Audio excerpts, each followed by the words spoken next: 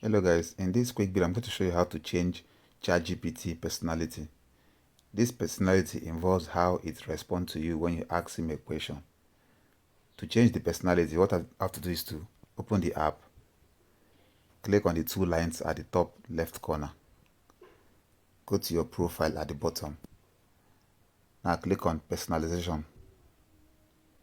Here you're going to see where it says ChatGPT personality. I think by default it is dynamic, but if you want to change it, you click on ChatGPT personality.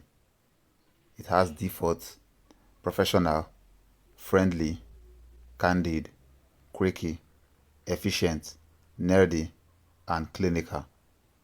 So depending on what you want, you can change the personality over here. If you want it to be balanced, you can always choose on default.